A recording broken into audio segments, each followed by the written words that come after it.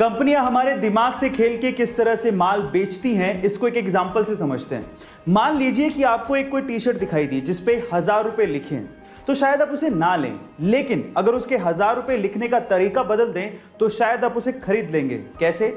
अगर उस T shirt पे 2000 रुपए लिखें और उसे काट कर 50% डिस्काउंट का स्पेशल ऑफर दिखा के फिर उसे 1000 रुपए में बेचेंगे तो शायद आपके खरीदने के चांसेस बढ़ जाएंगे।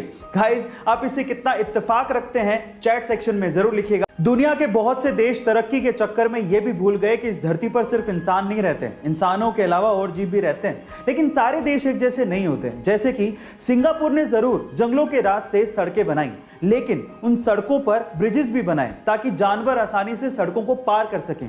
इसी तरह से ब्राजील में स्पेशली कुत्तों के लिए एक पूरा गांव बसा दिया गया। उस गांव में घरों के अंदर सिर्फ कुत्ते रहते हैं, सरकार उन्हें खाना देती है, लोग डोनेशन देते हैं और टूरिस्ट वहां घूमने आते हैं। गाइस, याद रखिए, ये धरती सिर्फ हमारी नहीं है, बाकी जीवों की भी है। पायरेट्स ऑफ कैरिबियन में जैक स्पैरो का किरदार निभाने वाले जॉनी डेप, जिनके दुनिया भर में करोड़ों चाहने वाले हैं, एक बार उनकी बेटी लिली रोज को किडनी फेलियर की वजह से हॉस्पिटलाइज होना पड़ा था।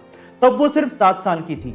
वो दौर जॉनी डेप के लिए अपनी जिंदगी का सबसे मुश्किल दौर था। हालांकि उनकी बेटी इस प्रॉब्लम से बाहर आ चुकी थी, लेकिन फिर भी इस दौर ने जॉनी डेप को यह सिखा दिया था कि जिंदगी बहुत ही ज्यादा अनसर्टेन है और इसे ऐसे ही भागते भागते वेस्ट नहीं करना चाहिए। उसके बाद से जॉनी डेप को जब भी समय मिलता वो हॉस्पिटल बच्चों से मिलने के लिए पहुंच जाते। एक बार तो वो जैक स्पैरो की कॉस्ट्यूम पहन के ही अपने फैन से हॉस्पिटल मिलने पहुंच गए थे। गाइस, क्या आपको इसके पहले तक जॉनी डेप की हकीकत मालूम थी? चैट सेक्शन में जरूर लिखेगा। अगर आपके पास आपका खुद का व्हीकल है और उसका कोई इंपॉर्टेंट डॉक्यूमेंट जैसे कि आरसी वगैरह की एक्सपायरी डेट आने वाली है या फिर वो ऑलरेडी एक्सपायर हो चुका है, तो मिनिस्ट्री ऑफ रोड ट्रांसपोर्ट की तरफ से आपके लिए एक राहत की खबर है।